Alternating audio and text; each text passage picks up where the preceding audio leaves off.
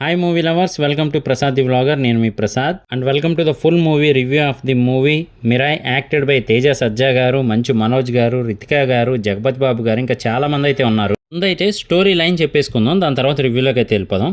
Main story line ఏంటి అంటే కనుక, చెప్పాలనుకున్న స్టోరీని ఆల్రెడీ ట్రైలర్లో కూడా రివీల్ చేశారు. ఏంటి అంటే శ్రేయ గారు భవిష్యత్తుని చూస్తారు. మరి ఆ భవిష్యత్తులో ఈ బ్లాక్ స్వాడ్ ఎలా రాబోతున్నాడు ఏంటి అనేది మెయిన్ హైలైట్ అనమాట. చాలామంది అయితే రాముడుగా మన రెబల్ స్టార్ ప్రభాస్ గారు నటించాడు అంటూ ఉన్నారు కానీ ఆయన అయితే నటించలేదనమాట రాముడిగా. 9 పుస్తకాలతో అదుపులేని శక్తిని అయితే సంపాదించవచ్చు అనమాట. కాకపోతే అది మంచి కోసం వాడాలి అని 9 పుస్తకాలని 9 ప్లేసెస్లో పెట్టి వాటికి రక్షకుల్ని కూడా ఉంచుతారు.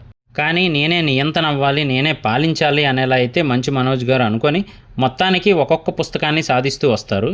మరి 9వ పుస్తకం చేరుకునేపాటికి తేజ సజ్జా గారు అయితే యోధుడిగా ఎదురుపడతారనమాట. మరి మంచు మనోజ్ గారు మొత్తానికి ఆ 9వ పుస్తకాన్ని కూడా తీసేసుకొని దాని శక్తిని అయితే పొందుతారు. మరి అలాంటప్పుడు అతన్ని ఎలా ఓడించగలిగాడు, ఎలా గెలవగలిగాడు ఈ హీరో అనేది కాన్సెప్ట్. ఇక మూవీ ఎలా ఉంది భయ్య అంటే మాత్రం ఫ్యామిలీతో కూర్చొని చూడదగ్గట్టుగా అయితే ఉందన్నమాట. పిల్లలను కూడా తీసుకెళ్ళొచ్చు.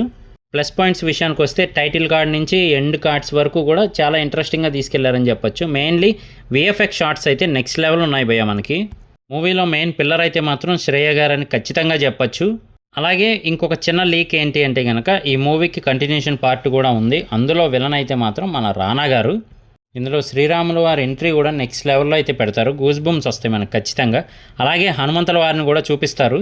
కుదిరినంత వరకు పిల్లల్ని కూడా తీసుకెళ్ళడానికి అయితే ట్రై చేయండి. రామాయణంతో ఖచ్చితంగా లింక్ అయితే ఉందన్నమాట. లింక్ ఏంటి, అసలు రామాయణంలో ఒక మెయిన్ హైలైట్ ఇందులో ఉంది. ఫస్ట్ కాసేపు మనకి కొంచెం ల్యాగ్ అనిపించినప్పటికీ కూడా వాళ్ళ క్యారెక్టర్ని మనకి తెలియజేసే విధంగా అయితే ఉంటుందన్నమాట. అది కూడా రితికా గారి మాటల్లో ఎక్స్ప్లెయిన్ చేసే విధానం బాగుందని చెప్పొచ్చు. మొత్తానికి కార్తీక్ ఘట్టమనేని గారు అయితే మాత్రం ఇంటెలిజెంట్ టేకింగ్తో పాటు మంచి కెమెరా వర్క్ కూడా అందించారని చెప్పొచ్చు. అలాగే మంచు మనోజ్ గారిని చూస్తే మాత్రం నాకు బాధ అనిపించింది. ఎందుకు అంటే కనుక ఆయన ఇంతకుముందు ఏ రేంజ్ హీరో అనేది మనకు తెలుసు. యూత్ ఆడియన్స్ని కానీ లేదా ఫ్యామిలీ ఆడియన్స్ని కానీ కనెక్ట్ చేసే విధంగా అయితే సినిమాలు చేసేవారు అప్పట్లో. కానీ చాలా కారణాల వల్ల అయితే మాత్రం మధ్యలో గ్యాప్ తీసుకొని విలన్గా అయితే వచ్చారు. కానీ ఆయన్ని ఇక హీరోగా చూడలేమన్న బాధ అయితే అనిపించింది అనమాట. ఇది నా రివ్యూ మాత్రమే. మన మూవీ చూసిన తర్వాత మీకేమనిపించింది అనేది కింద కామెంట్ చేయడం మర్చిపోకండి. నేను మీ ప్రసాద్, మళ్ళీ నెక్స్ట్ వీడియోలో కలుస్తాను. Love you all.